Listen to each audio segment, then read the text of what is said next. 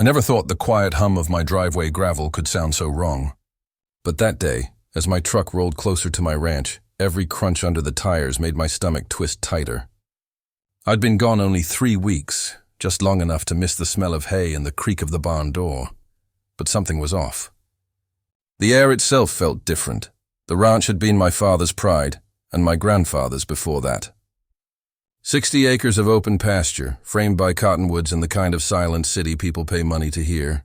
It wasn't just land. It was home. Every corner had a story, like the rusted horseshoe nailed above the gate, the one my dad swore brought luck, or the small dent in the porch rail from where I dropped my first hammer helping him fix it as a kid. That morning, I'd landed earlier than expected. My flight home from Dallas had been moved up, and I decided not to tell anyone, not even my ranch hand, Greg. I figured I'd drive straight from the airport and surprise everyone.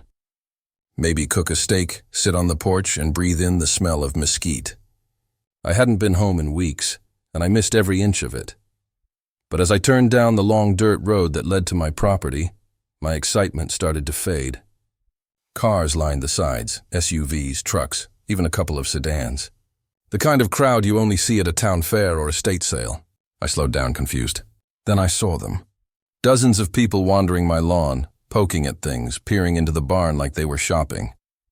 I killed the engine and just sat there for a second, gripping the steering wheel. My mind scrambled for an explanation. Maybe Greg was hosting some event? A local charity sale? But Greg would have told me. He always did. That's when I saw the banner. It was strung between 2 oak trees near the front gate, flapping lazily in the breeze. Bold black letters. Auction today. Everything must go. My heart dropped. Everything must go. For a second, I couldn't move. My thoughts didn't make sense. I got out of the truck, slammed the door, and started walking, fast. The closer I got, the worse it became. Tables lined with my things. Old tools, framed photos, saddle gear, furniture from my living room. Strangers lifting them, haggling over them like they were thrift store finds. And in the middle of it all, standing with her clipboard like a general commanding troops, was Karen. Karen from the HOA, the self-proclaimed guardian of neighborhood standards. She'd never liked me owning property just outside her pristine cul-de-sac. My ranch, to her, was an eyesore. Too wild, too rustic, too free. She'd spent the past year breathing down my neck about zoning lines and noise ordinances and unsightly equipment, and now she was selling my ranch. I walked faster, my boots pounding against the dirt, anger rising with every step. I could see her talking to a man with a microphone, the auctioneer. He was mid-sentence, calling bids for something I couldn't hear over the noise. A group of people cheered when someone shouted a higher number. I froze when I realized what they were bidding on.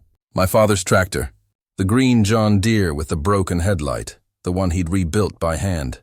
It was sitting there on display, polished, ready to be sold to the highest bidder. Something inside me snapped. I started pushing through the crowd, ignoring their stares. People were whispering now. Some recognized me. Others just saw a furious stranger storming toward the auction stand. I barely noticed. I just wanted answers. Karen saw me halfway there. For a moment, she looked startled. Just a flicker. But then her face hardened into that same smug expression I'd seen 100 times before. The one that said she thought she was untouchable. I stopped just a few feet away, trying to catch my breath, my voice shaking from fury. I didn't shout, not yet. I just stared at her, waiting for her to explain herself. She didn't. She didn't even look guilty. Instead, she pointed toward me and barked something to the auctioneer. He stopped mid-sentence, microphone dangling awkwardly. The crowd turned to look. Then she pulled out her phone. I heard her voice, sharp and shrill. She was calling 911. At first, I thought she was reporting a theft or a break-in. Maybe she'd finally realized how insane this was. But no. As she spoke, the words hit me like a gut punch. She was reporting me. She was calling the police on me for trespassing on my own ranch. I stood there, stunned, while she kept talking, her tone dramatic and breathless, like she was the victim of some violent crime. Around her, people murmured, confused.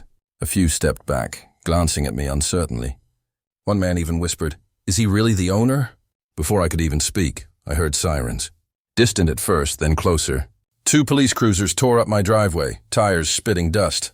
They stopped in front of the barn, lights flashing across the field. Karen waved her arms wildly as they stepped out. She started pointing at me, talking over herself, gesturing toward the crowd, the house, the truck. I couldn't make out every word, but I caught enough. Abandoned property, foreclosure, HOA liquidation. The officers turned to me, hands near their belts, cautious. I raised my hands, my voice shaking but steady. I told them who I was. My name, my address, my proof. Everything. I pointed to my truck, where my deed was still in the glove box. One of the officers retrieved it, flipping through the pages while the other questioned the auctioneer. The auctioneer's face had gone pale. He was muttering something, shaking his head. I caught a few words. Forged papers. I thought it was legitimate. Karen started to backpedal, her voice turning defensive. She said she'd assumed the property was abandoned, that the HOA bylaws gave her authority to protect community integrity. She said it all like she believed it, like she was the hero of the story, but the officers weren't buying it. One of them looked at her, his jaw tight. He told her to step aside. Then he asked her to hand over her ID. She protested, loudly, claimed she was just enforcing rules. But her voice was shaking now. When they finally placed her in handcuffs, the crowd went silent. No one moved. The only sound was the wind through the trees, and Karen's muffled protests as she was led to the cruiser. I stood there, surrounded by strangers holding pieces of my life, and watched the woman who'd tried to erase me disappear behind flashing red and blue lights, and all I could think was, what would have happened if I hadn't come home early? The chaos didn't end when the police cars rolled away. If anything, the silence afterward felt heavier. The crowd dispersed slowly, whispering among themselves, leaving behind tables half empty, receipts abandoned, and the bitter scent of dust and betrayal hanging in the air. I stood there for a long time, watching the sun dip behind the hills, wondering how a person could twist reality that far. I wasn't angry in that moment, just hollow. The kind of hollow you feel when something sacred is violated. My family's ranch had survived droughts, storms, and debts, but it had never faced someone like Karen. As I walked toward the barn, my boots kicked through scattered items, things I hadn't realized were missing yet. My father's old toolbox, a stack of family photo albums, even the quilt my mother made when I was a kid, half folded on a chair. She'd been in my home. She'd gone through my things. Inside, the barn was a wreck. Half the equipment had been dragged outside for display. The hay bales were scattered like someone had been staging the place for photos. It looked like an open house from hell.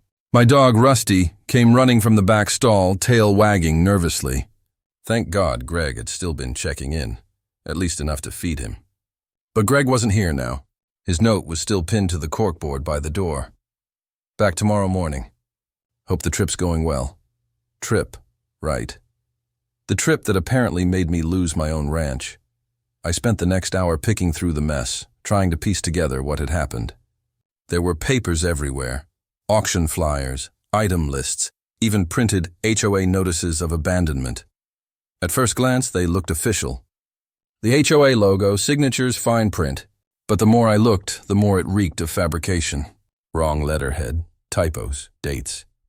That made no sense. Karen had forged it all. Found a binder near the front of the barn labeled Community Asset Recovery. Inside were spreadsheets, actual spreadsheets, of supposed violations and fines she'd assigned to me. Grass height, fence color, noise disturbances, even unauthorized livestock, which was ironic considering this was a ranch.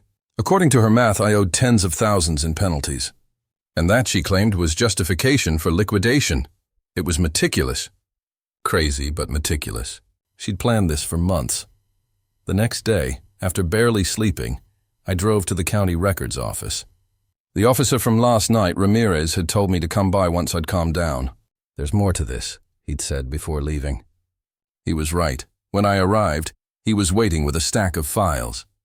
He'd already spoken to the auctioneer, who'd turned over the documents Karen gave him, copies of property transfer papers, apparently showing the ranch had been foreclosed and repossessed by the HOA, all signed and notarized, except the notary didn't exist. She'd invented an entire person, complete with a fake stamp. Ramirez shook his head as he showed me the evidence. "I've seen plenty of HOA disputes," he said, "but this is criminal." He explained that Karen wasn't just overstepping. She was running an operation. Multiple residents had complained about mysterious fees or missing property after HOA enforcement actions. Until now, no one had enough proof to tie it directly to her. She'd gotten comfortable, confident, and my ranch had been her biggest play yet. Back at home, I started repairing the damage, physically and mentally. Greg came by the next morning, his face pale when he saw what happened. He'd been checking on the animals like I asked. But Karen had told him the HOA was handling a property transition. He believed her because she showed him documents with county seals and signatures. The woman had thought of everything. By week's end, the sheriff's department had gathered enough evidence to file multiple charges: fraud, falsifying documents, theft, and unlawful sale of property. They found more at her house too. Binders full of case files on other neighbors, lists of their property values, even draft letters threatening foreclosure. She'd been building her own private empire, one fake bylaw at a time. Word spread fast. The HOA board tried to distance themselves, claiming they had no idea what she was doing. Some of them probably didn't, but others, you could tell they'd benefited from her power. They just hadn't expected her to get caught. A week later, I was sitting on my porch again, the first quiet evening since it all started. The sun was setting over the hills, painting the sky orange and red. Rusty lay at my feet, snoring softly. For the first time, the place felt like mine again. But I couldn't shake the thought of how close I'd come to losing it all. If I hadn't come home early, if my flight hadn't changed, if I'd trusted her fake authority just a little longer, she would have gotten away with it. A few days later, Ramirez called. Karen had confessed to most of it. The pressure broke her. Apparently, she'd started small. Fines here and there, storage fees for old lawn equipment. But then she realized how much money there was in selling off abandoned properties. Her plan was to resign after one last big sale. Mine. She told investigators she didn't even feel guilty. She said she was cleaning up the neighborhood. That line stuck with me. Cleaning up the neighborhood. Standing there, looking out over the fields, I realized people like her don't think they're villains. They think they're order in a messy world. But order without conscience isn't order. It's control. The legal process dragged on for months, but I stopped attending the hearings after a while. I'd said my piece. The ranch was safe. The animals were fine. The fences were rebuilt. Karen, though, she lost everything. Her position, her house, her freedom. Last I heard, she was still fighting appeals, claiming it was all a misunderstanding. I didn't care anymore. All I cared about was the land beneath my feet, the wind moving through the grass, and the quiet sound of Rusty's collar jingling as he chased fireflies across the yard. For the first time in a long time, I felt peace, and maybe that's the strangest part, sometimes. The people who try hardest to take what's yours end up teaching you exactly how much it's worth. I thought once Karen was arrested, things would go back to normal. That I could mend fences, literally and figuratively, and get on with my life. But I underestimated how deep her influence ran. The mess she'd left behind wasn't just physical. It was woven through every corner of the community, every neighbor who'd trusted her, every rule she'd twisted into something unrecognizable. The week after her arrest, I started getting calls. Reporters mostly. Local stations wanted a statement, a few photos, maybe a comment on the scandal that rocked the HOA. I ignored most of them. I wasn't interested in becoming some headline about a small-town power trip. I just wanted to be left alone. But isolation wasn't easy when everyone suddenly realized their own houses might have been targets too. People started showing up at my gate, one after another. They came carrying papers, notices, letters, things they thought were official until now. Most of them had Karen's handwriting on them. I kept a box by the porch where folks could drop them off. By the end of the week, it was overflowing. One afternoon, a woman named Ellen stopped by. She was new to the neighborhood, a quiet widow who'd bought her home just a few years ago. I'd seen her once or twice walking her dog past my gate. She handed me a letter Karen had sent her 2 months earlier. According to it, She owed nearly $5,000 for unauthorized exterior modifications. Her so-called offense? Installing a white fence that didn't match approved beige tones. Ellen's hands were shaking as she showed me the bill. She'd already started making payments. Karen had been collecting cash directly, claiming it saved everyone processing fees. I could see it in her face, the humiliation, the anger, the disbelief that she'd been taken advantage of. I told her she wasn't alone. None of them were. That week, a town meeting was called. Normally, HOA meetings were small affairs, a dozen people at most, sipping coffee and nodding along while Karen dictated her agenda. But this time, the entire community showed up. The church hall was packed shoulder to shoulder, the air thick with tension and the smell of dust and old carpet. When I walked in, the room went quiet. I wasn't used to being the center of attention, but everyone turned to me as if I were the only person who could explain what had happened. The remaining board members sat at a folding table up front, trying to maintain order. They looked exhausted, defensive, and a little scared. I didn't plan to speak, but someone in the crowd called out my name, and before I knew it, I was standing by the microphone. My voice echoed through the room. I told them what I'd seen, the fake auction, the forged documents, the so-called abandonment forms. I described how Karen had turned our HOA into her own little empire, fueled by fear and paperwork. I didn't sugarcoat it. I wanted them to understand how easily she'd done it, how none of it would have worked if people hadn't trusted her authority without question. When I finished, there was a long silence. Then the murmurs began. Some people were angry, others ashamed. One man in the back started shouting about how they'd all let her do it, how no one had bothered to check the rules she waved around like holy scripture. That night, the HOA board officially dissolved itself. By the following week, the county had intervened to oversee new elections. It wasn't perfect, but it was a start. The months that followed were quieter. Investigators uncovered more victims, more falsified fines, more sales. Karen's case grew so large that it spread beyond our county. Her story became a cautionary tale about unchecked authority. People started calling her the queen of HOA fraud. The name fit. One evening, I got a letter from her lawyer. A formal apology, supposedly written by Karen herself as part of her plea agreement. It was 2 pages long, filled with stiff legal language and forced remorse. But near the end, one line caught my eye. I believed I was saving the community from decay. I read that line over and over until I realized it wasn't an excuse. It was the truth. In her mind, she really believed she was doing good. That terrified me more than anything. Because if someone could justify that kind of destruction in the name of order, what stopped the next one from doing the same? Life slowly returned to normal. I fixed the barn roof, replaced the signs Karen had taken down, and rebuilt my fences by hand. There was something grounding about it. Every nail, every board, felt like reclaiming a piece of my life. But even after everything was restored, I noticed one thing had changed. The way neighbors looked at me and at each other. We started talking again, really talking. People stopped hiding behind bylaws and started helping each other instead. Someone even suggested forming a new association.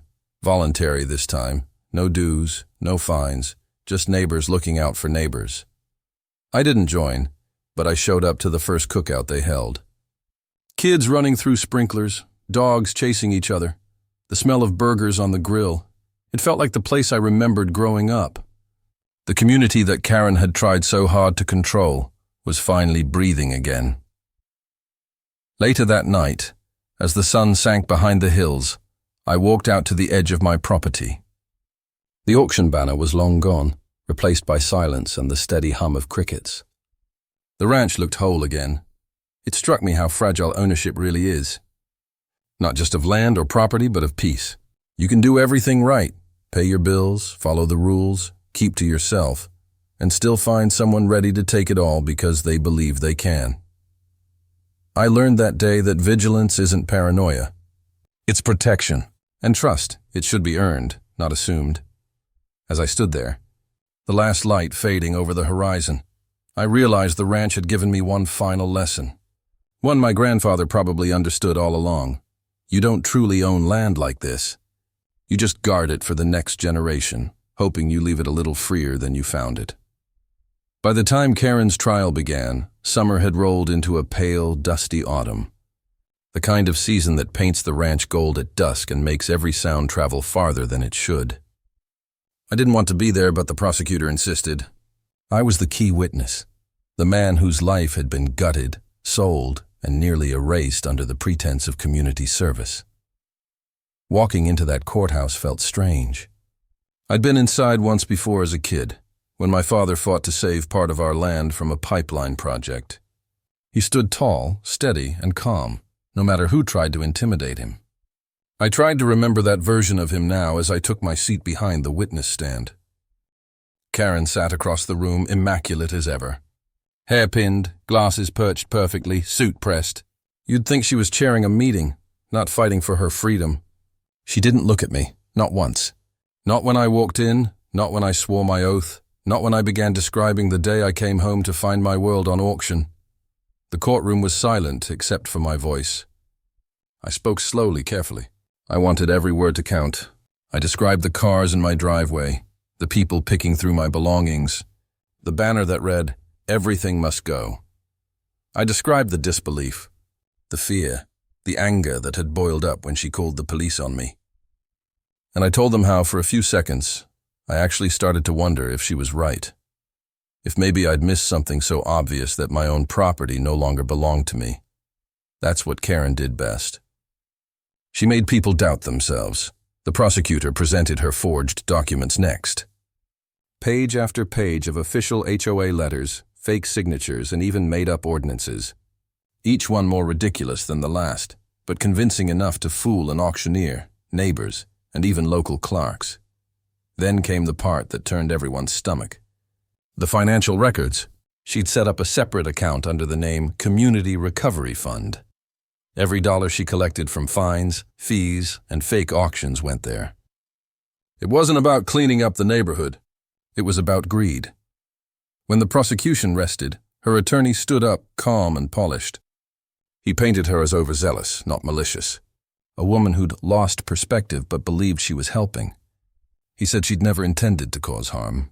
He said I'd misinterpreted her actions. I almost laughed. Misinterpreted? Watching strangers bid on your dead father's tractor doesn't leave much room for interpretation. But I didn't say a word. I just looked at her, and finally, she looked back. For a moment, I saw something flicker behind her eyes. Not guilt, not shame, just irritation. As if I were the one disrupting her carefully planned order again. The same look she'd given me the first day she complained about my mailbox color. It took the jury less than 2 hours. Guilty on all counts. Fraud, forgery, grand larceny, false reporting.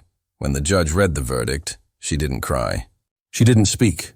She just stared straight ahead, her jaw tight, like someone who refused to acknowledge the reality closing in around her. The gavel fell, sharp and final, and it was over, or so I thought. In the weeks that followed, life moved strangely. People stopped by to congratulate me, to thank me for standing up. Some brought pies, others just a handshake. I appreciated it, but part of me hated the attention. I didn't feel like a hero. I just wanted what was mine back, but something had changed inside me. I wasn't angry anymore, just aware of how fragile justice could be. How one person's ego, given enough authority and paperwork, could unravel everything around them. The county moved fast after the trial. New HOA regulations were put in place. Checks, balances, limits on power. They even named the Reform Act after the case, the Miller Amendment. I didn't ask for that, but I was proud of it. Proud that maybe no one else would have to stand on their front lawn and watch their life sold off piece by piece. Months later, I drove past the detention center where Karen was held. I didn't plan to stop, but something pulled me in. I asked to visit, half expecting her to refuse. She didn't. We sat across a small table, the kind bolted to the floor. She looked smaller somehow, stripped of her certainty. Still sharp, still composed, but quieter. She asked me why I'd come. I told her I wanted to understand. How someone like her, educated, organized, respected, could justify something so cruel. She didn't answer right away. just stared at the table, tracing invisible patterns with her finger. Then she said something I'll never forget, because no one ever stopped me before. It was said so simply, so coldly, that it made the room feel colder. She wasn't apologizing. She was explaining, and I realized then that power doesn't always corrupt people suddenly. It seeps in, drop by drop, every time someone lets them get away with it. When I left that day, I didn't feel victorious. I felt sad for the damage she'd done, for the people she'd hurt, and for the quiet truth that she'd probably never truly understand why it mattered. Back at the ranch, life had settled into a rhythm again. I rebuilt what I could, let go of what I couldn't. The fields grew tall, the horses healthy. Some nights I'd sit on the porch and think about my grandfather, how he'd built this place with his own hands, how he'd fought for it once, just like I had. I realized then that the ranch wasn't just land. It was legacy, a test of how much you're willing to fight for what's rightfully yours, and how easily it can be taken if you stop paying attention. I don't think I'll ever look at community rules or authority the same way again. They have their place, but unchecked, they can rot from the inside out. Karen taught me that, in her own twisted way. She reminded me why boundaries exist, not to control people, but to protect them. So now, when I drive past the gate and see the old oak tree my grandfather planted, I don't just see shade. I see a warning and a promise that this land, this peace, will never be taken again, not while I'm still here to guard it. It's been 2 years since the trial. The ranch is quiet again. The cicadas still hum, the wind still snakes through the red rocks, and the sunsets still turn the sky that impossible shade of gold my grandfather used to call God's last light. The neighbors say things feel safer now. No more surprise inspections, no more anonymous fines tucked under mailboxes, no more meetings that end with whispered threats. The new HOA board actually listens. They hold potlucks instead of hearings. For the first time in a long time, this place feels like a neighborhood instead of a battlefield. But for me, peace has been different. It doesn't come from silence or distance. It comes from knowing I finally drew a line and held it. I still remember the first night I came back after everything was settled.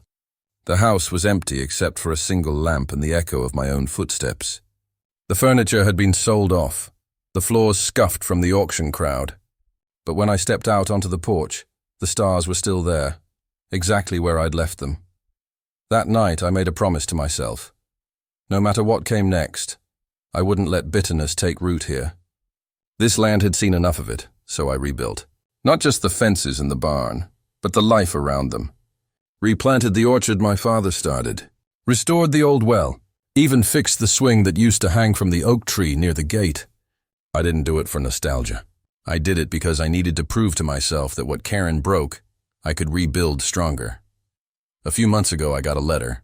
Not from the court, not from the county, from Karen herself. Handwritten, shaky, almost hard to read. She said she was up for parole.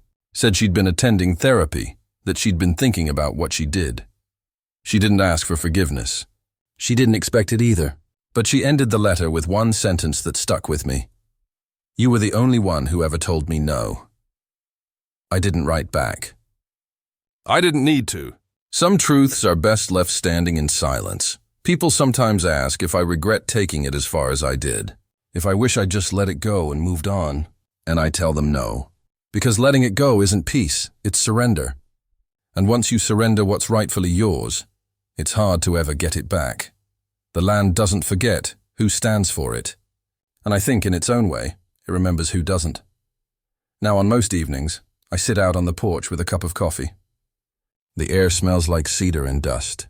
Somewhere out in the dark a coyote calls, and the echo rolls down through Red Rock Hollow like an old song. Sometimes when I close my eyes, I can almost hear my grandfather's voice again. Land's only worth something, he used to say, if the person standing on it knows what it means. I didn't understand that when I was younger. I do now. It's not about ownership. It's about stewardship, about respect, about knowing that peace doesn't just happen. You guard it. You maintain it, and sometimes you fight for it with everything you have. I keep the gate locked, the records in order, and the boundary lines clear. Not out of fear, but out of memory, because boundaries aren't just fences. They're the edges of who we are, the borders between what we protect and what we'll never let be taken again. And as long as I'm breathing, this place, this little stretch of Arizona dust in history, will stay free of people like her. That's my promise, my legacy, and my last line in the sand.